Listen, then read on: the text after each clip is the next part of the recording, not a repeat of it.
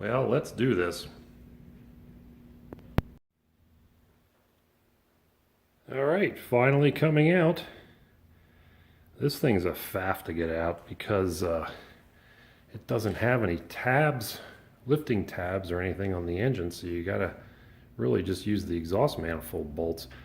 I couldn't see any other way to do it. So it comes out, of course there's a Ford special tool, that's their cradle to hold it, but I don't have that obviously. So it comes out at kind of an angle, looks like a Chrysler Sedan 6, doesn't it? But yeah, there it is. And I'm going to continue pulling it out. She's out and on the floor. So you're going to ask, why didn't I pull the transmission with the engine? Well, that was my original intent, but since I had to use those exhaust manifold bolts to lift the engine, I didn't want to strain them any more than I had to, and I was concerned that the extra weight of the transmission might cause some issues, but I don't know that it would have. But this wasn't too hard doing it this way, to be honest. So what I did was, you can see here, I just put in a whole bunch of bolts across the head, and the chain spaced out kind of nice for that. So actually it probably was held under tension by at least 4 of those. So that worked out okay. So there it is sitting on the floor. And next we got to get the transmission out. Then we'll push the car outside and we'll clean this engine bay and give it a paint. I would have liked to have painted this same color as the exterior like the Australian cars, but because this paint is so faded, whatever paint I would buy would not be a match for it anyway, so we're just going to leave it black. Maybe someday we'll paint the car and then we'll do that, but for now we'll just leave it as it came from the factory. So the next step is to get this thing mated to its transmission, and then I will try to put these both in as one unit. I think that'll be easier. So that's where we are currently. I did get the mounts out. I want to show these. These are the frame mounts that you're going to need to do the V8 swap, and I will show you the difference here. You can see quite clearly that these are very different than what's in there. The V8 mounts further back than the 6 does, so you need to pick these up from Ford Falcon. Small block, 66 to 70. Probably the same in a Torino, that vintage, and so on. Any 302, 289, 351 Windsor should work for you. But you can't really do it without those. They're kind of important.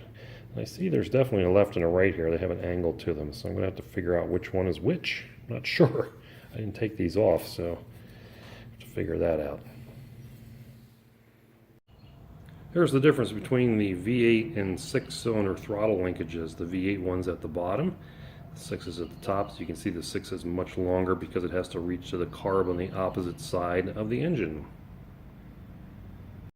Here's a fun thing you might need to know if you're working on one of these cars or anything similar from that period. I think the Mustangs are the same way. This is the throttle, or the accelerator pedal, and I've got the new V8 bracket here. I'm putting the pedal on. To take this off, because you have to take the pedal off to get this assembly out of the car. These are fun. This is a threaded bolt. You can see it's got a Phillips head on it, and you're trying to do this, of course, with the thing in the car, and you can't see what's going on because this is all hidden behind the pedal. So I'm doing this video so that, one, I can show you guys how it's done, and 2, remember how to do this next time I have to, because I got this thing out and everything apart and I couldn't remember how it went back together, because you got this spring here that comes into play. But how you remove this is, the first thing you have to do is you have to remove this dumb little, what I call the bitch clip, that is just a stamped, you've seen these before probably, just a push clip, and that sits on the end of this pin here. And you got to take this off before you can do anything. And the only real easy way to do that, and we'll never see that again, is to just disconnect this from the firewall and pivot it around so that you can get at least some kind of a view at it. So you got to pry that little clip off the end here. You can see the little channel groove that it fits in right there. And then unthread this from the pedal rod is what it actually threads into. It doesn't thread into the pedal. And then you can pull this all out, at which point the spring will fall off and you won't know how that goes back together. So this is what the spring should look like when it's installed. The shop manual doesn't really show this accurately. The spring that they show is kind of a different design, but that's how it goes in. So if it pops out onto the floor and you're like, where did that come from? Now you know how it goes back together. So I'm going to take all this apart and slide the linkage through the firewall and then attempt to put this all back together. Fun times. From the last episode, you might remember this broken wiper piece. This tab up here is missing. Goes in and contacts this guy. I got a replacement, new old stock I found on eBay, and this is actually a part number for a Galaxy. 66 Galaxy with a one-piece wiper. And the only difference is it has this one extra terminal that just does nothing on this car. So you can use that. That is a usable part. Other than that, it's exactly the same. Just the Falcon one, for whatever reason, doesn't have that extra terminal. So that will help you if you have a single speed wiper and need that part. You can actually use one from a Galaxy. Tony on Uncle Tony's Garage recently talked about these exhaust manifold gaskets, and I thought it was really interesting what he had to say. He said that no exhaust manifolds ever used gaskets made of this material. He said that these are junk and you shouldn't even bother using them. That engines that are metal to metal mated should just be metal to metal mated again, and you shouldn't use those gaskets. I thought to myself. I've used them before, but then again, I never really had vehicles very long after putting them on that I could recall. So I put these on metal to metal. And then when I took the 6-cylinder out, I had to take the exhaust manifold off to hoist the engine because I needed to use the studs for the manifold. And I pulled that gasket off, and this is what I found. This is the brand new, maybe a year old exhaust manifold gasket for the 6-cylinder. And you can see it's already starting to blow through this gasket in multiple places.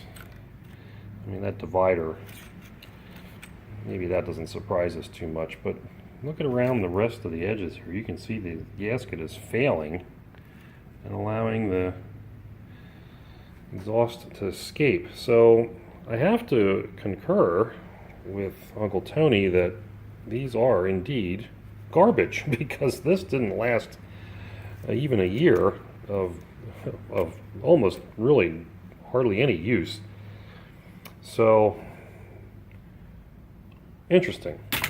Never really thought about that before, but I actually had these installed and I took them off after watching his video, which is before I found this.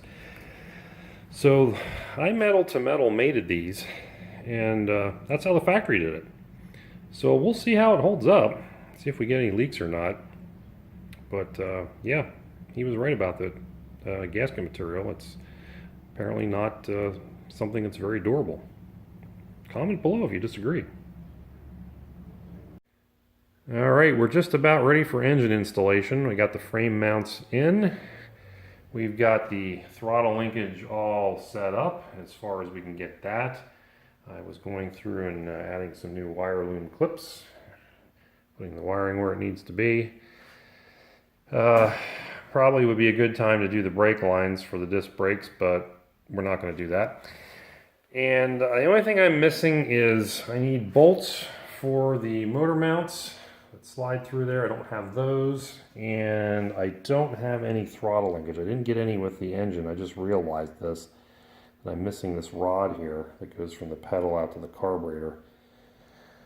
So I'm going to have to buy something to make that work. I think this piece here, and all of these bushings and everything are in there, but I don't have the rod, and I'm going to need to get something there. I don't know what rod is exactly right. I'm going to have to look at the parts book and see if the Falcon is the same as, anything else other than the Fairlane, obviously.